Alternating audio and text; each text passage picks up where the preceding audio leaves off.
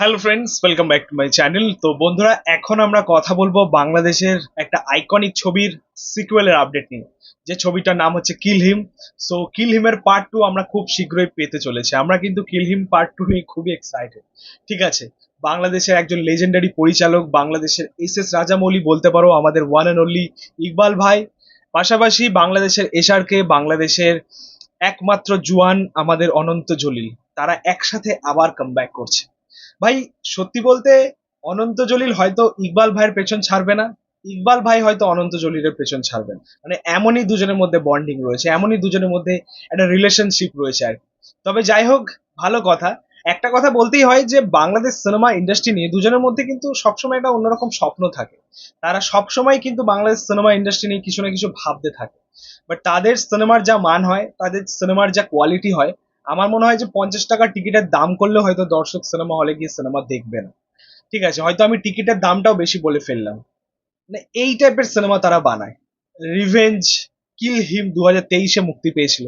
ভাই, সিনেমার যা মান, সিনেমার যা কোয়ালিটি, সিরিয়াসলি মানে কার্টুনের থেকেও বিচ্ছিরি জিনিস। ঠিক আছে, সো আবারও ভাবুন, সেই কার্টুনের সেই একটা মরা ছবির আমরা পার্ট টু পেতে চলেছি। মানে মানুষ আর কত সহ্য করবে? তবে এবারের তাদের যে স্বপ্ন, তাদের যে পরিকল্পনা, তাদের যে প্ল্যানিং, ভাই সেটা ইন্টারন্যাশনাল লেভেলের ভাই।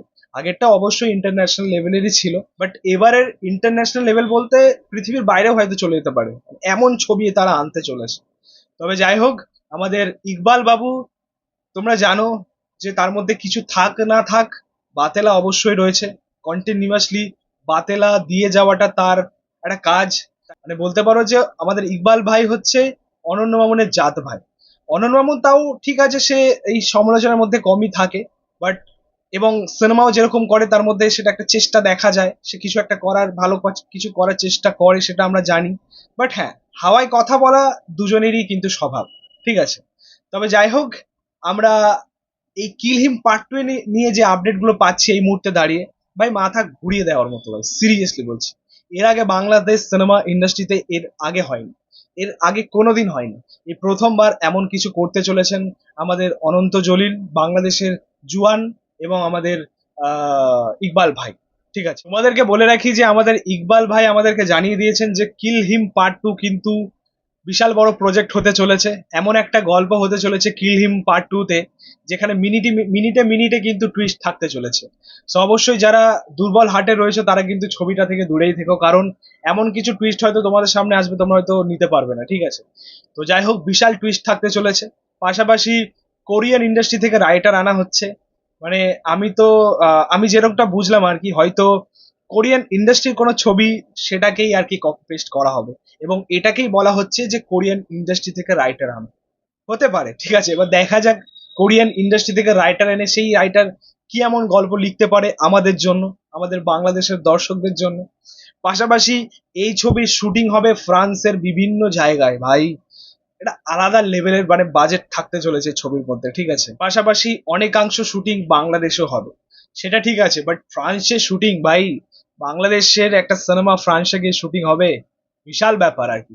অনন্ত জলিলের মতন একজন বিজ্ঞের সুপারস্টার, এস রাজামৌলি, বাংলাদেশের ইকবাল ভাই একসাথে, বিশাল পরিকল্পনা। ঠিক আছে, পাশাপাশি ছবির মধ্যে নায়িকার চরিত্রে আমাদের মানে কি বলবো, আমাদের আপু, আপু কি বর্ষা, বর্ষা আপু তো থাকছেই। ঠিক আছে, কারণ তাদের ছবিতে শুধু একটাই নায়িকা বর্ষা আপু, তাছাড়া আর কেউ নেই বাংলাদেশে। ঠিক আছে, তো দেখা যাক, আবার সেই ট্রায়ও ফিরছে আর কি আমাদের।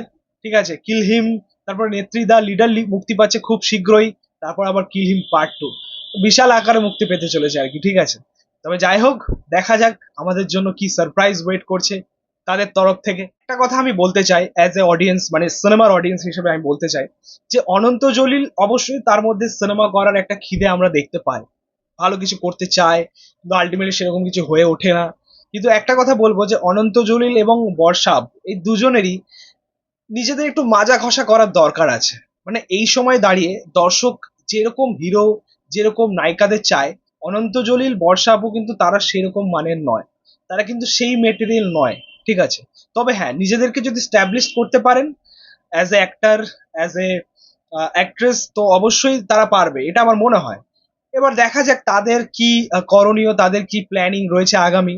আরেকটা কথা, ইকবাল বাবুর জন্য বলবো যে ইকবাল ভাই যেরকম বাতেলাবাজ কথাবার্তা বলে যান আর কি, হাওয়ায় কথাবার্তা বলে যান, এর থেকে বেশি যদি সে কাজে মনটা দিত, একটু ভালো কিছু করার চেষ্টা করতো, হয়তো একটা ভালো ছবিও তার কাছ থেকে পাওয়া যেত।